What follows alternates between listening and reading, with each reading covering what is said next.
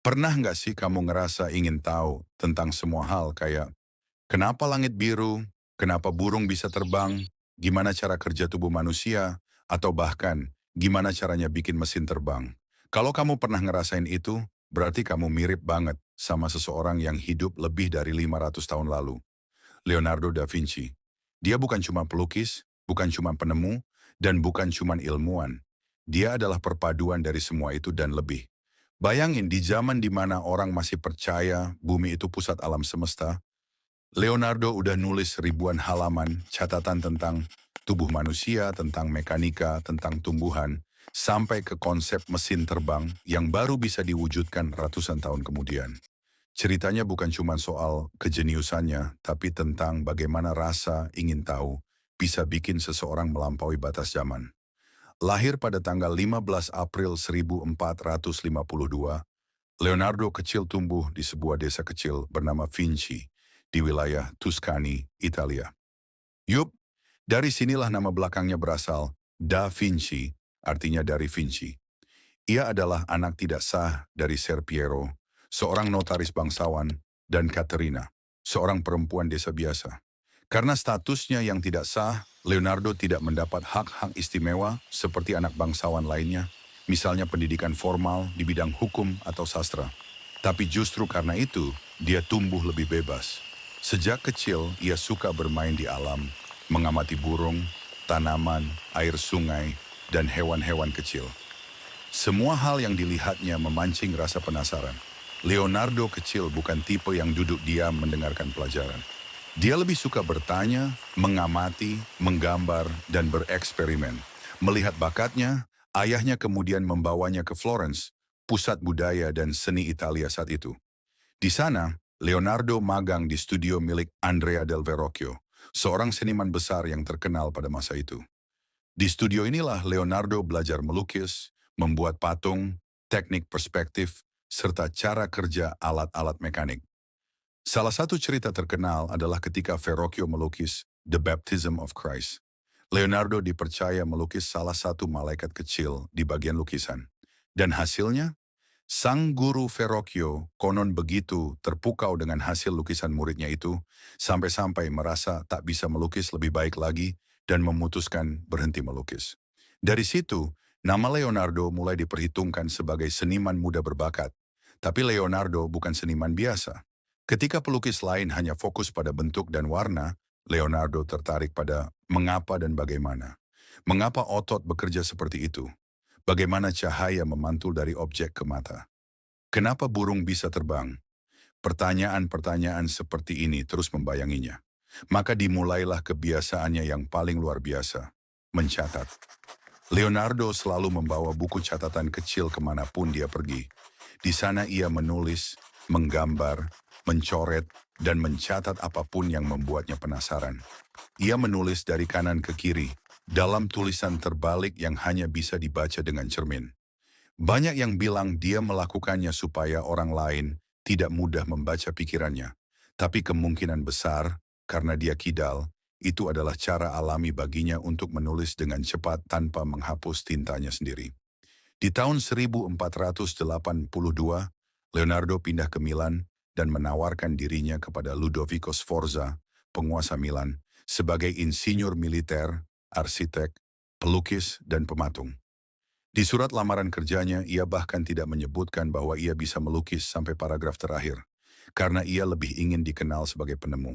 Di Milan, Leonardo tidak hanya melukis, tapi juga merancang sistem pertahanan kota, menggambar senjata perang, membuat teater mekanik, bahkan mendesain sistem kanal dan irigasi.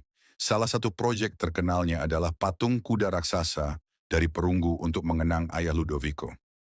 Leonardo membuat desain dan model tanah liat setinggi 7 meter. Tapi sebelum patung itu bisa diwujudkan, perang pecah. Perunggu yang dikumpulkan untuk patung malah dilebur untuk membuat meriam. Dan proyek ambisius itu pun gagal. Namun dari Milan juga lahirlah salah satu mahakarya Leonardo, The Last Supper. Lukisan ini menggambarkan momen Yesus Kristus menyampaikan bahwa salah satu dari para muridnya akan mengkhianatinya.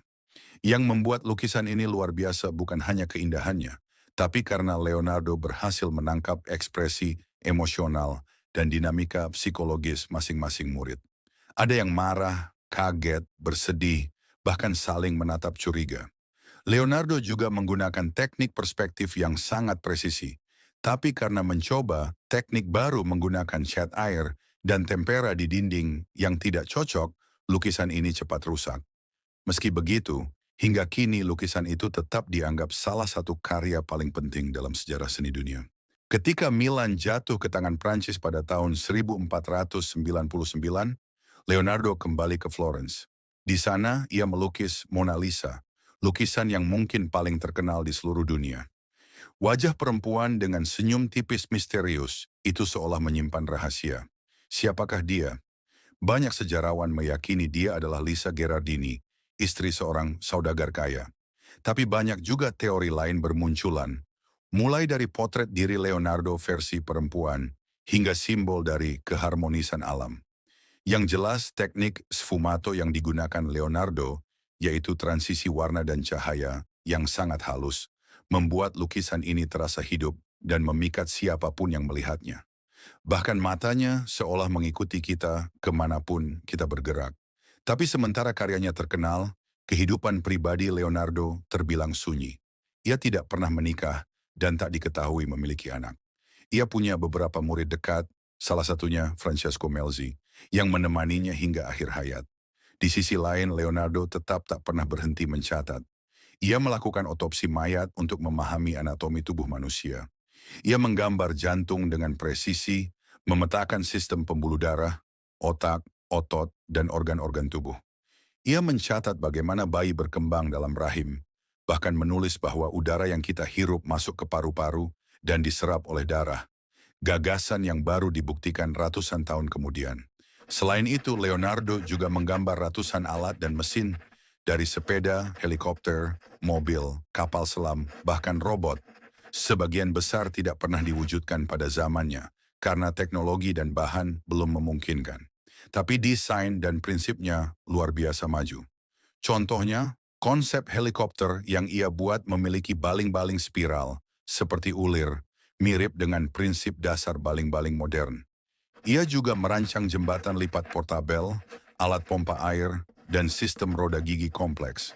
Bahkan dalam catatan Leonardo, ada desain untuk mesin penghitung otomatis. Cikal bakal kalkulator mekanik. Yang menarik, Leonardo juga punya sisi spiritual dan filosofis yang dalam. Ia sering menulis tentang harmoni alam, pentingnya pengamatan, dan nilai kehidupan. Ia menulis, "Simplicity is the ultimate sophistication." Sederhana adalah bentuk kecanggihan tertinggi. Ia juga pernah bilang, orang yang berpikir sedikit salah besar. Bagi Leonardo, berpikir adalah kewajiban manusia, dan pengamatan adalah dasar dari semua ilmu. Meski hidup dalam era penuh dogma dan otoritas gereja, Leonardo tetap mencari jawaban sendiri, lewat sains, eksperimen, dan seni. Leonardo juga seorang penyayang hewan. Ia dikabarkan tidak makan daging, dan sering membeli burung di pasar hanya untuk melepaskannya. Ia percaya bahwa semua makhluk punya hak hidup, dan bahwa manusia harus hidup selaras dengan alam. Kepribadiannya dikenal tenang, suka menyendiri, tapi sangat karismatik. Banyak bangsawan, raja, bahkan paus ingin mendekatinya, tapi ia tetap menjaga jarak dan lebih suka tenggelam dalam pikirannya. Menjelang akhir hidupnya, Leonardo menerima undangan dari Raja Francis pertama dari Prancis untuk tinggal di Château du Clos-Lucé, dekat istana kerajaan di Amboise. Di sana ia diberi rumah besar, pelayan, dan kebebasan penuh untuk berkarya. Ia membawa serta lukisan-lukisan terbaiknya, termasuk Mona Lisa. Meskipun usianya semakin tua dan fisiknya melemah akibat stroke, Leonardo tetap bekerja, menulis, dan berbincang dengan para tamu kerajaan. Ia meninggal pada 2 Mei 1519 dalam usia 67 tahun. Konon, Raja Francis yang sangat menghormatinya memegang kepala Leonardo saat ia menghembuskan napas terakhir. Warisannya luar biasa. Ribuan halaman catatan tersebar di berbagai tempat. Dari museum di London, Paris, Italia, hingga koleksi pribadi. Catatan itu baru dihargai ratusan tahun kemudian. Banyak dari gagasan dan penemuannya baru dipahami maknanya di era modern. Ia bukan hanya pelukis terbaik, tapi juga bapak anatomi modern, perintis teknik mesin, dan salah satu pemikir paling orisinal dalam sejarah umat manusia. Dari kisah Leonardo da Vinci, kita belajar bahwa menjadi serba ingin tahu bukanlah kekurangan, justru itu kekuatan terbesarmu. Jangan batasi dirimu dalam satu bidang. Dunia terlalu luas dan kamu terlalu berharga untuk hanya jadi anak IPA atau anak IPS. Kalau kamu suka fisika tapi juga suka melukis, jalanin aja dua-duanya. Kalau kamu pengen jadi dokter tapi juga suka nulis puisi, kenapa enggak? Leonardo sudah membuktikan semua ilmu terhubung. Fisika bisa membuat lukisanmu lebih realistis. Biologi bisa membuat puisimu lebih hidup. Yang penting, jangan pernah berhenti bertanya. Rasa ingin tahu adalah bahan bakar terbesar dalam hidup. Jangan takut dianggap aneh karena bertanya, kenapa? Jangan takut gagal. Karena dalam proses itulah kamu menemukan sesuatu yang baru. Gagal itu biasa. Bahkan Leonardo pun punya banyak proyek gagal. Patung kudanya nggak selesai, desain mesinnya banyak yang belum terwujud. Tapi dia terus mencatat, terus mengamati, terus bertanya. Dan itu yang bikin dia jadi legenda. Jadi kalau kamu lagi ngerasa nggak tahu harus mulai dari mana, merasa ide kamu terlalu liar, atau merasa belum ahli di satu bidang, ingatlah Leonardo. Dia juga bukan ahli di satu hal aja, tapi dia mencintai proses belajar. Jangan buru-buru pengen jadi master, tapi nikmati aja jadi murid seumur hidup. Karena belajar itu bukan soal gelar, tapi soal semangat. Di era sekarang, dengan semua teknologi di genggaman tangan, kita bahkan punya akses lebih banyak daripada Leonardo. Tapi kalau kita nggak punya rasa ingin tahu seperti dia, maka kita cuma jadi penonton dalam hidup kita sendiri. Jadilah orang yang terus bertanya, terus mencatat, dan terus belajar.